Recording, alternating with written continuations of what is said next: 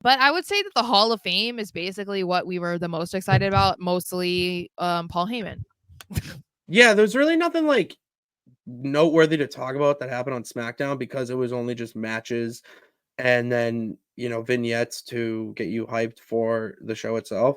Mhm. And then, you were kind of just waiting for the Hall of Fame and Paul Heyman. And, you didn't really care about the wrestling itself until the next day.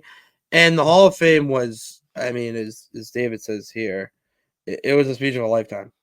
I Like, I wish that everybody who was watching it at home could have seen it in person because you guys don't understand. If they bleeped the crap out of it, you are missing it. Like I yeah, I we were expecting it to be good. Like we were first of all thrown off that they started with Heyman's simply makes because he sense. was like the headliner.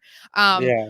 but after that it was like I liked that he wasn't in character because that was a concern of mine with Roman being the one to induct him, which I thought he did a great job. I mean, it was short and sweet, but like not really in character, so I liked that. And then I liked that Paul was more real and emotional and honest at the beginning before he kind of went full Paul Heyman, you know? Yeah, yeah, yeah. The Um stuff he said to his kids was really, yeah, so really nice, that really was really special. cool, and then the second that he just, like, kinda went, like, unhinged is When where I he was put like when he put on that hat and mhm, that trench coat, and I knew not only that, but as soon as he grabbed the phone and talked about WCW being a crap company or something, I was like, yeah, "Okay, here we go. It's showtime.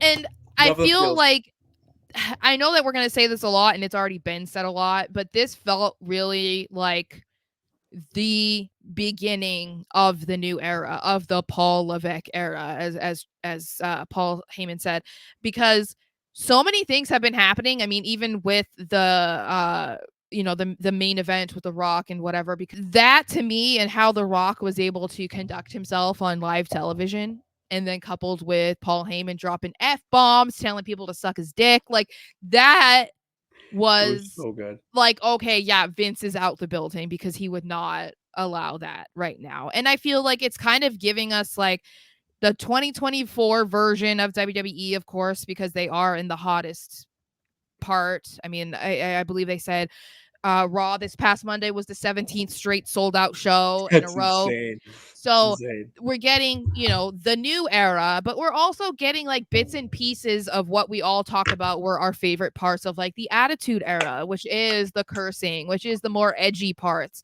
And that's where More yeah, real. we're in a new time. And I feel like Paul kind of like ushered that in a bit. Um and so his entire speech was incredible, but I also love and I even like looking back at them now at the videos of all of the wrestlers behind them reacting to the things that he had said. Everyone looking at Triple H was so funny. It was Yeah. so good. Yeah. It was so So good. that was really cool. And I mean, the rest were great too. I think we just missed the last one because we had to go, but for our Yeah. ride, but I do feel like as great as it was for us to be there for Paul Heyman's speech, I do sometimes wish that they would just stop allowing fans be in attendance for the Hall of Fame because they just cannot conduct themselves in a mature manner. So like they're chanting ridiculous things or like not reacting accordingly. Yeah, And so it's the like what that's yeah. embarrassing to be a part of. No, it is, and, the what chants during Bull Nakano's speech, I felt Yeah. bad because I actually like, it's tough speaking English when you're any sort of foreigner, doesn't matter Yeah. where you're from, English is a very hard language.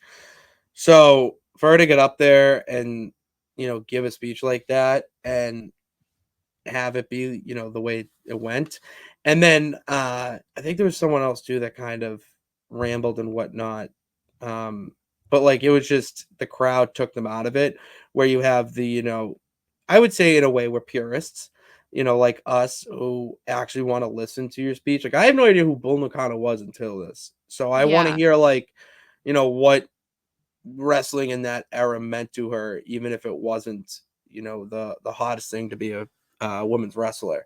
I wanted to hear that stuff and other people, but